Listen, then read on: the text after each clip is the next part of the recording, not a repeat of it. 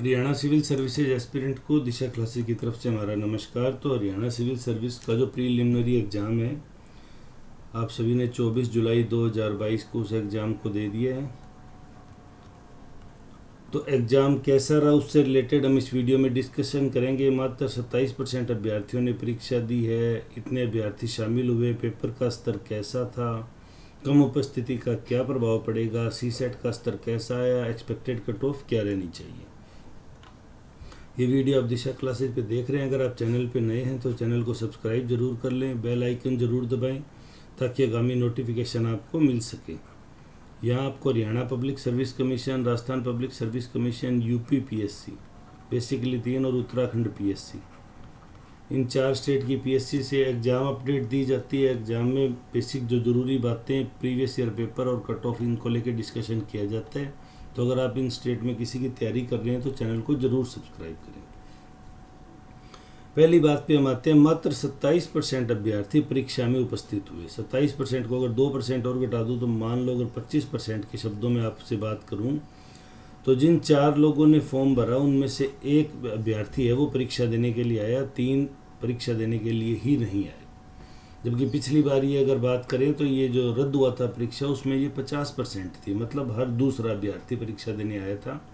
लेकिन इस बार 4 में से मात्र एक अभ्यर्थी ने परीक्षा दी है। तो दैट मीन्स वही अभ्यर्थी शामिल हुए हैं जो थोड़े डेडिकेटेड थे, जो इस एग्ज़ाम को लेकर लंबे समय से तैयारी कर रहे थे, जिनका फुल फोकस पीएससी एग्ज़ाम पर ही था।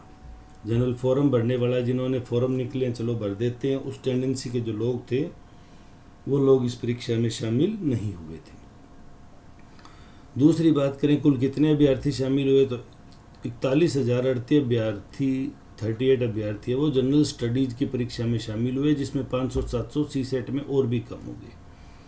कई परीक्षा केंद्र के कई परीक्षा रूम्स जो थे उनमें 1 से लेकर 2 अभ्यर्थी भी बैठे थे, यानी पूरे रूम में मात्र 1 से 2 अभ्यर्थी थे, जो जनरली एग्ज़ाम में नहीं देखा जाता है। बड़ी वियर्ड सिचुएशन मानी जाती है। पीएससी की साख कह दीजिए, पीएससी की साख पे बच्चों का भरोसा नहीं रहता, या जो भी दूर सेंटर आ गया या तैयारी नहीं होता, बार बार परीक्षा को पोस्टपोन्ड होना, रद्द होना, इन वजह से अभ्यर्थी कम रुचि लेते हैं और परीक्षा में कम शामिल होते हैं। तो बड़ी विकट स्थिति थी।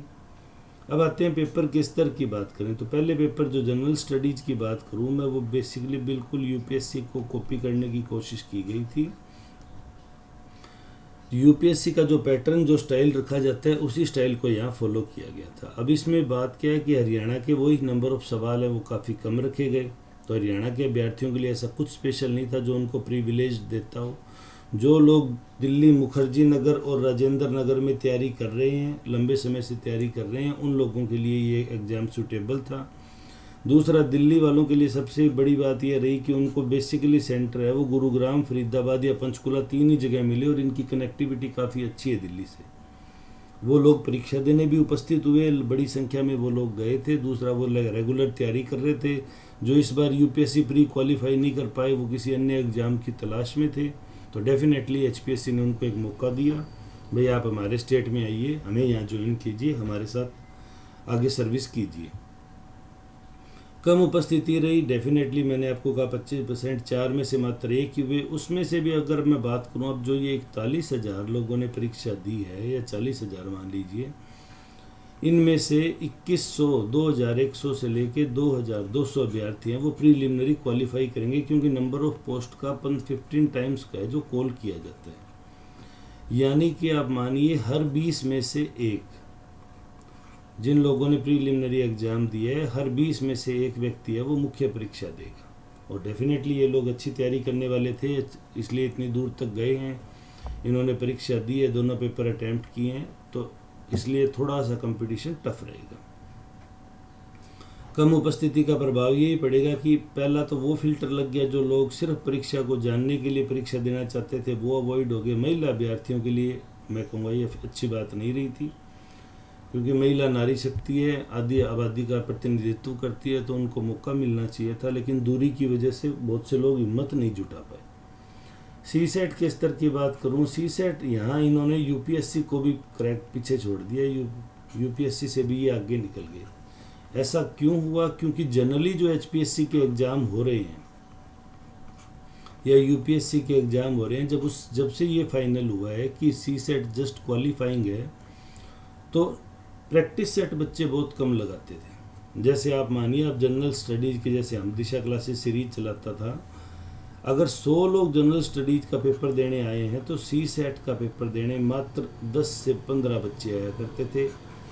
ज़्यादा उनको कहने पर उनका जवाब होता था, सर क्वालिफाइंग है, इतना तो कर ही लेंगे।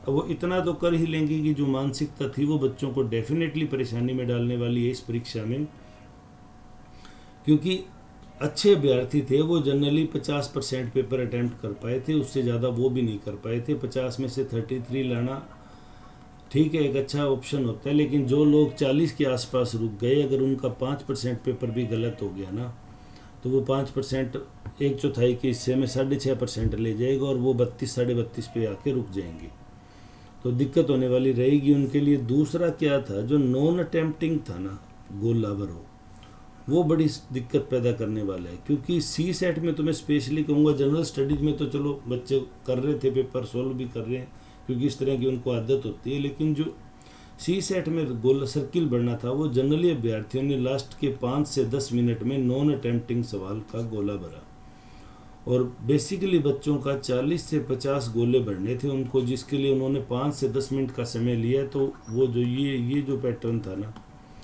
ये परेशानी का कारण है। क्योंकि जब हम परीक्षा में देखते हैं ना कि 4 ऑप्शन आएंगे, ए बी सी और डी, तो राइट आंसर किसको माना जाएगा, जो सर्किल अच्छे से ब्लैक किया हुआ। अगर आपका सर्किल आधा ब्लैक है तो इसको गलत मान लिया जाता है।